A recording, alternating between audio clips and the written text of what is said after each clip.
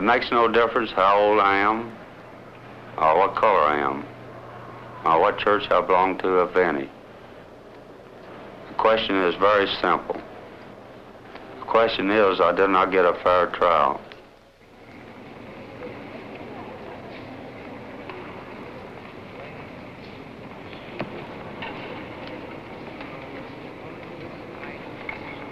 Congress shall make no law respecting an establishment of religion. No soldier shall in time of peace be quartered in any house. No person shall be deprived of life, liberty, or property without due process of law. The words of the Bill of Rights were written deliberately, written to be understood. But they have not always been understood in the same way. One of America's great legal minds, Oliver Wendell Holmes, wrote, "A word is not a crystal, transparent and unchanging. It may vary greatly in content, according to the circumstances and the time in which it is used." The next case on the docket is the case of State of Florida Plaintiff versus Clarence Earl Gideon, defendant. What says the state? Are you ready to go to trial in this case? State is ready, Your Honor.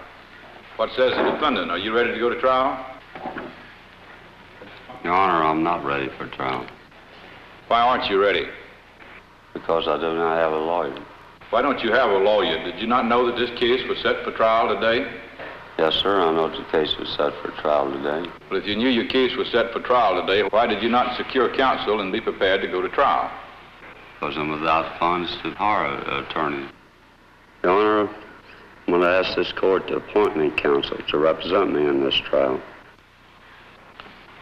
Mr. Gideon, I'm sorry, but this court cannot appoint counsel to represent you in this case. Under the laws of the state of Florida, the only time the court can appoint a lawyer to represent a defendant is in a capital case. That is a case involving the death penalty. Well, the United States Supreme Court says I'm entitled to counsel. Ms. Heath, would you let the record show that this defendant has requested the court to appoint counsel and that this request has been denied? Just have your seat in the courtroom, Mr. Gideon.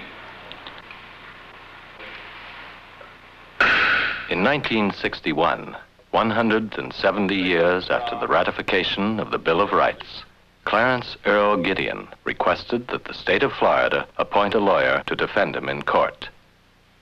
Ex-convict, wanderer, a former gambler, the devoted father of 3 children, and a man with a deep sense of his legal rights.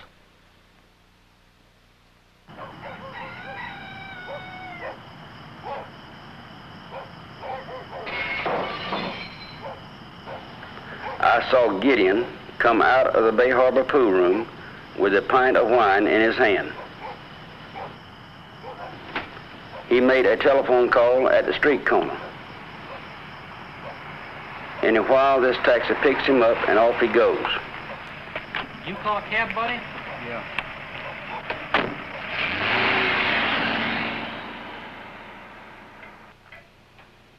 I went back to the pool room and saw it had been broken into. The front was off the cigarette machine and the money box was lying on the pool table. I was the state prosecutor at Mr. Gideon's trial. The state prosecutor has the duty of representing the state of Florida, assembling the evidence and presenting the evidence to the jury. You have just heard the testimony of the state's principal witness. This witness testified that he saw Mr. Gideon in the Bay Harbor pool room. This witness's testimony was given under oath. It was simple, it was direct, and it was most damaging to Mr. Gideon. As the presiding judge in this case, it was my duty to see that both sides, the state and the defendant, had an equal opportunity to present their evidence to the jury. It is my opinion that Mr. Gideon did a good job in presenting his evidence at this trial. Well, I presented my case to the best ability I had. I questioned the witnesses, made a plea to the jury, and I don't think there's anybody can walk in the courtroom without being scared to death.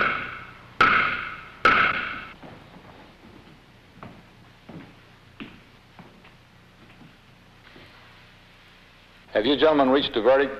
We have, Your Honor. Would you hand it to the clerk, please?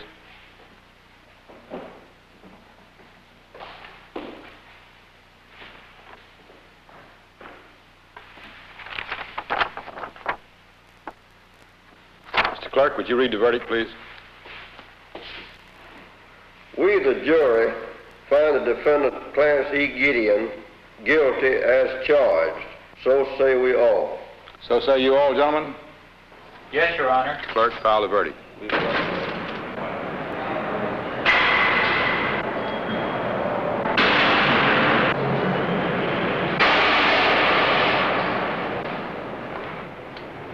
Mail call, Clarence.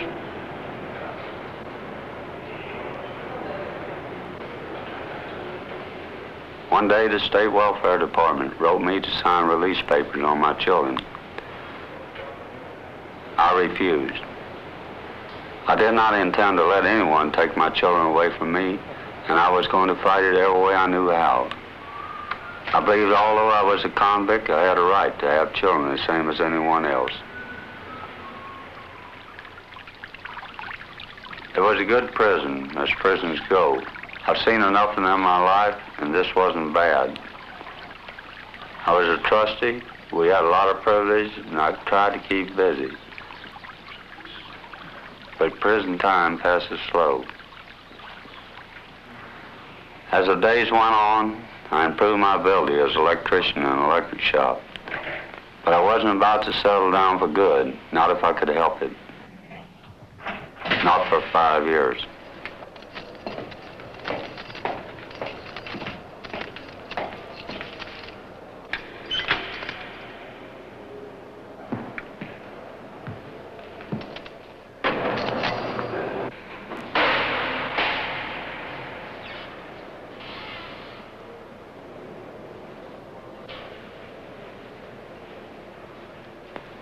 October 30th, 1961. To the Supreme Court of the State of Florida. I, Clarence Earl Gideon, inform this court I am a pauper without funds or any possibility of obtaining financial aid.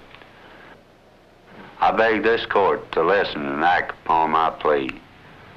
Petition denied.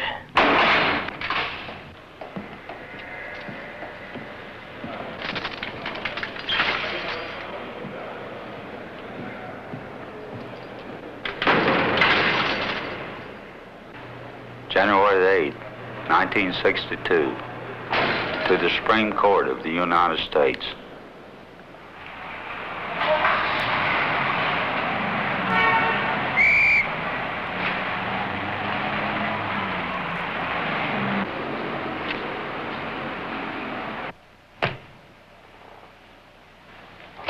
Comes now the petitioner, Clarence Earl Gideon, a citizen of the United States of America, in proper person and appearing as his own counsel.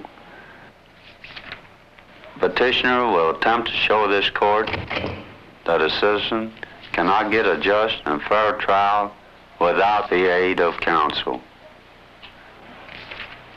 It makes no difference how old I am, or what color I am, or what church I belong to, if any. The question is very simple. The question is, I did not get a fair trial. I requested the court to appoint me an attorney, and the court refused. Oyez, oyez, oyez. All persons having business before the Honorable, the Supreme Court of the United States, are admonished to draw... On June 4th, 1962, the Supreme Court announced in its order of the day that it would hear Gideon's case. Among the justices who would weigh the arguments was one with a long-standing interest in the problems raised, the Honorable Hugo L. Black. 20 years before, in 1942, the court had considered a case almost identical to Gideon's, Betts against Brady. Smith Betts, like Gideon, had appealed his case to the Supreme Court. The majority opinion? In most states, it has been the considered judgment that appointment of counsel is not a fundamental right, essential to a fair trial.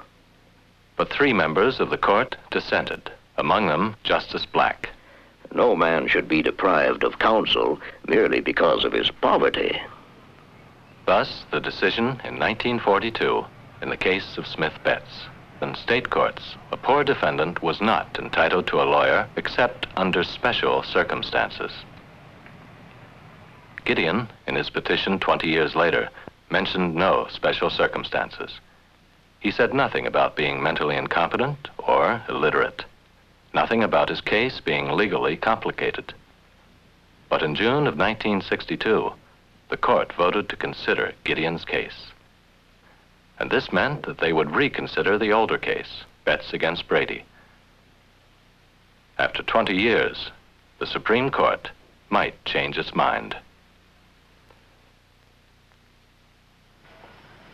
Dear Mr. Fortress, I have been informed by the clerk of the Supreme Court that you are appointed to represent me.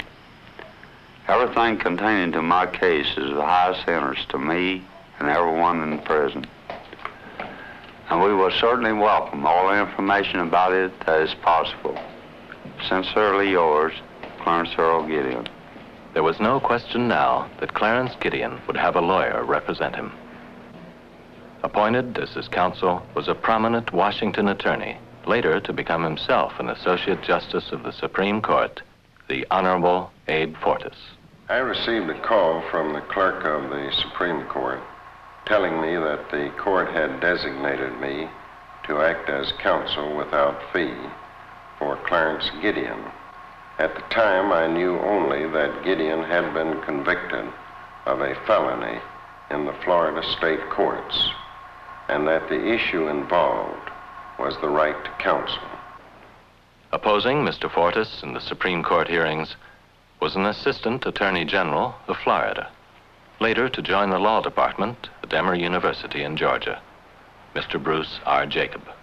We argued in the United States Supreme Court that historically the Sixth Amendment right to counsel meant only that you had the right to have counsel at your own expense. It did not include the right to have counsel appointed for you at state expense. We pointed out further to the Supreme Court that throughout history the states have always had the power to enact or adopt their own rules of procedure in criminal trials, and we said that if they should require an absolute rule, if they should adopt an absolute rule requiring the appointment of counsel in all criminal cases, this would be intruding upon an area traditionally and historically reserved to the states. The 14th Amendment itself specifically provides that no state shall deprive a person of life or liberty without due process of law. This means that no state may imprison a person unless he's had a fair trial. To have a fair trial, a person must be represented by counsel, whether he is rich or poor. Under the Betts versus Brady rule, a defendant in a state criminal trial had to make a showing of special circumstances in order to be entitled to the appointment of counsel at state expense. In other words, he had to show either that he was illiterate or ignorant or in some other way unable to handle his own defense. Since Gideon had made no showing of special circumstances in his petition before the Florida Supreme Court, he was not entitled to relief. The plain fact of the matter is that nobody can defend himself when he is on trial, accused by the state of having committed a serious criminal offense. As I later said to the Supreme Court upon argument of the case, I remembered that when Clarence Darrow, one of the great criminal lawyers of all time, was accused of crime, he immediately went out and hired a lawyer to defend him. In our presentation before the Supreme Court, we indicated that should the court adopt an absolute rule requiring that counsel be appointed in every single criminal case in a state criminal trial, such a rule would logically have to apply in minor criminal cases as well as in felonies such as robbery and burglary. Furthermore, since the rich man can hire detectives, psychiatrists, and ballistics experts to assist him in preparing his defense in a criminal case, these same benefits should be made available to the poor man at state expense. These requirements would create enormous practical difficulties in the states. But that cannot deter us, and it has not deterred us from doing justice in the individual case. And more than that, the time had certainly come when this basic principle of justice, that every man accused of serious crime is entitled to counsel, the time had come when that basic principle of justice had to be announced and established. After hearing the arguments in the case, the members of the Supreme Court met in secret for a formal vote. How would you have voted? What would your decision have been? Why? On March 18, 1963, the decision was announced. Speaking for a unanimous court was Justice Black. From the very beginning of our nation, we have laid great emphasis on fair trials in which every man stands equal before the law. This noble ideal cannot be realized if a poor man charged with crime has to face his accusers without assistance. The right of a man to have a lawyer may not be considered essential in some countries, but it is in ours. August 5th, 1963. Just 2 years and 1 day after his first trial, Clarence Gideon was granted a new trial, this time with benefit of counsel. Attorney Fred Turner, in his pretrial investigation, had uncovered a surprise witness whose testimony cast grave doubts on the state's case against Gideon. Dance in Apalachicola the night before, and that he had returned home about daybreak, and that 2 of his friends had driven him back from Apalachicola, but they let The jury's verdict? Not guilty. So say you all, gentlemen? Yes, sir. Ex-convict, wanderer, a former gambler, in prison slang, a 4-time loser. And yet this man was able to contribute in a major way to our understanding of the Bill of Rights. But what has changed since the Gideon decision? The Supreme Court of Florida applied the Gideon rule retroactively, granting new trials to hundreds of prisoners, releasing others outright. The results? 1 year after the Gideon decision, more than 1,200 inmates of Florida prisons had been freed. A study made 2 years later indicated that surprisingly few, only 13%, had been returned to prison with new convictions. The national average, 25%. But there were other problems raised during the Gideon hearings, which have since been dealt with in a series of historical Supreme Court decisions. A suspect is apprehended and arrested.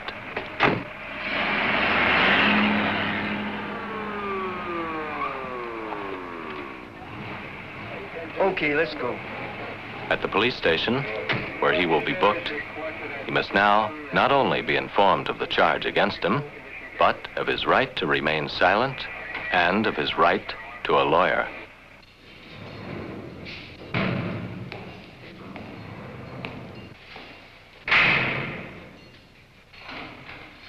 No longer may he be questioned by the police without legal advice. Next case. When brought before the criminal court for arraignment, he must again be informed of the charge and of his right to counsel. However, if the defendant cannot afford counsel, the judge may pick a lawyer who happens to be in the courtroom. The lawyer will not be paid for his services. He will not receive a shred of investigative or expert help. In an adjoining room, he will exchange a few hasty words with his new client. In many cases, the defendant may be advised to plead guilty. He may feel that he has no other choice. Such assignment of an unpaid lawyer can make a farce of the Bill of Rights. Everyone knows this: the judge, the district attorney, the assigned lawyer, and of course, the defendant himself.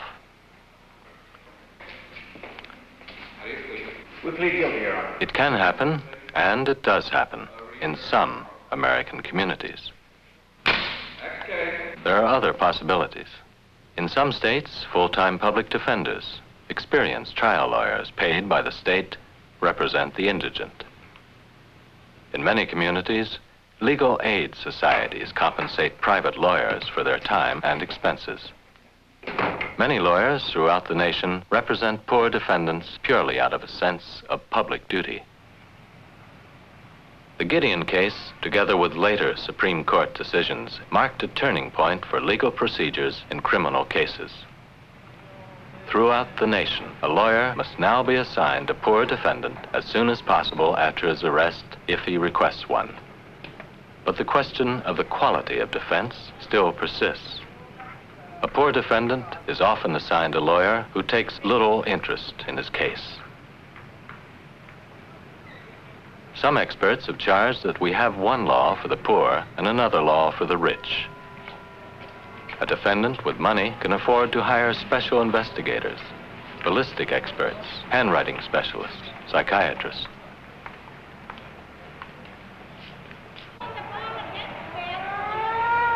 What of the poor defendant?